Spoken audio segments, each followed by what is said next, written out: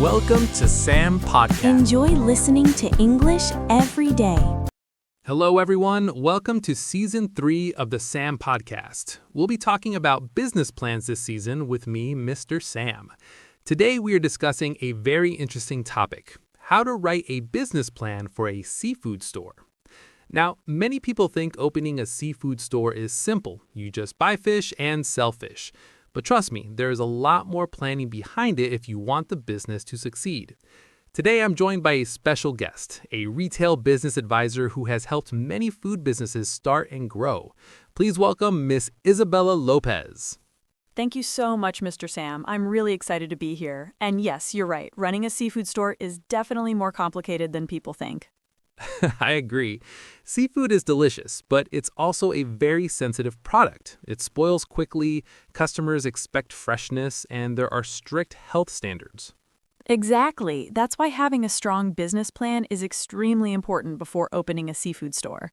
Oh, bro, I might challenge you a little bit today. Oh, really? Yes, because sometimes business experts make business plans sound too complicated. All right then, Mr. Sam, let's debate. All right, Isabella, let me ask the first question. If someone already has experience selling fish in a market, do they really need a detailed business plan? Absolutely. You didn't even hesitate. Not at all, because selling seafood in a small market stall is very different from running a full seafood store. Explain that. A seafood store needs planning for A, refrigeration equipment, B, suppliers and fishing sources, C, hygiene and health regulations, D, employee training, E, pricing strategy, F, daily inventory management. That's true. And seafood businesses deal with high risk of spoilage. If the owner doesn't plan carefully, they can lose a lot of money very quickly. All right, that's a fair point. Let's start with the first section of a business plan, the executive summary. Yes, this section explains the basic idea of the seafood store. But here's something interesting. Many people think the executive summary should be written first. Which is actually not true. Exactly. It's usually written after the rest of the plan because it summarizes everything. Right. So what should be included? The executive summary should include A, the name of the seafood store, B, the location, C, the type of seafood being sold, D, target customers, E, a short financial overview. Let me give an example. Imagine a store called Ocean Fresh Seafood Market.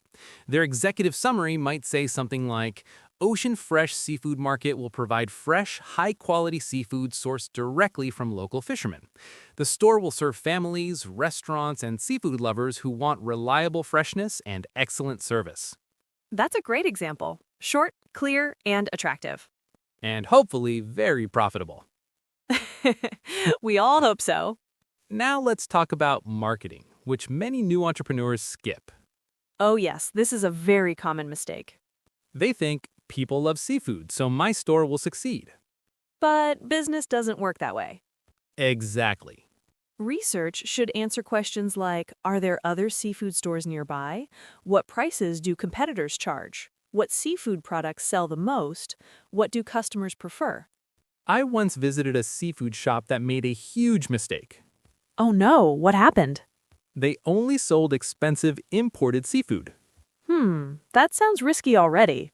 Yes, the neighborhood customers mostly wanted affordable local fish.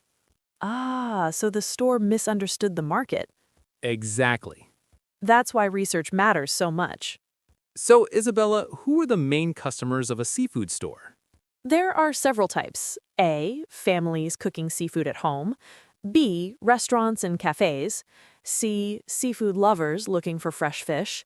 D, hotels and catering businesses.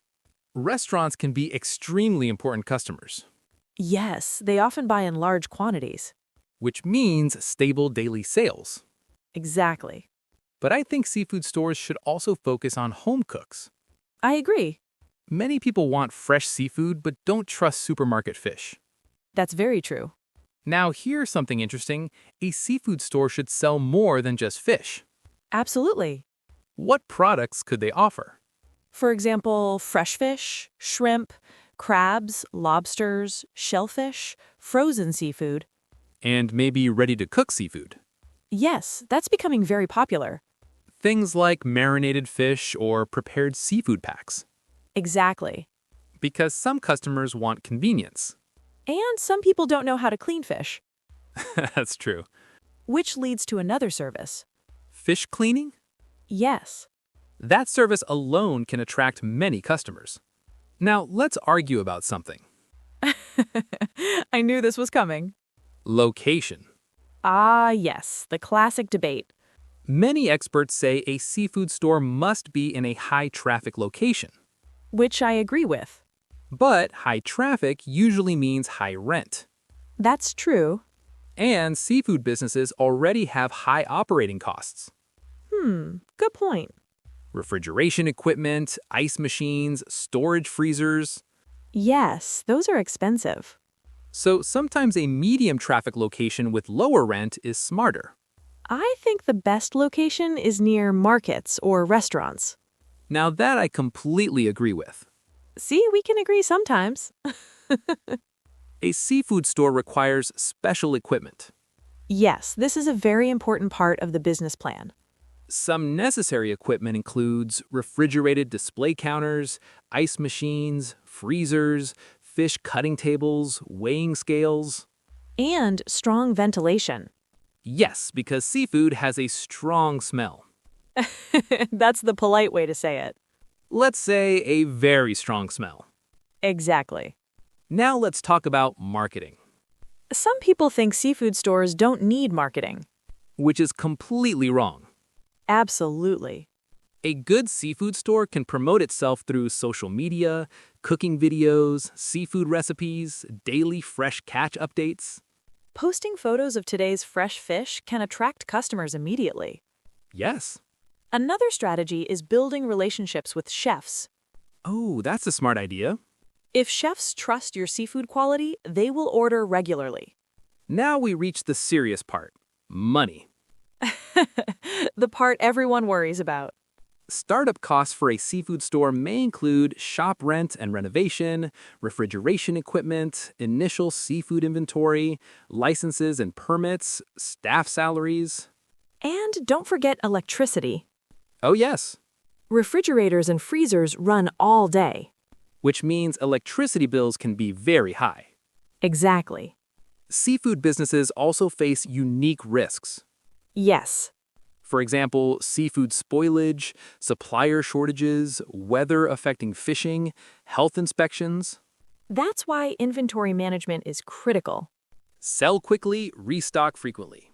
Exactly. All right, Isabella, after this discussion, I must admit something. What's that?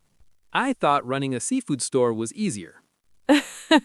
Many people realize that after they start planning. But with a strong business plan, the chances of success are much higher. Absolutely. Planning helps avoid expensive mistakes. And helps entrepreneurs stay organized. All right, everyone, that brings us to the end of today's episode about how to write a business plan for a seafood store. We hope this discussion helps future seafood entrepreneurs prepare better business plans. Thank you for listening to the SAM Podcast. And remember, great seafood businesses start with great planning. And very fresh fish. Exactly. See you in the next episode, everyone.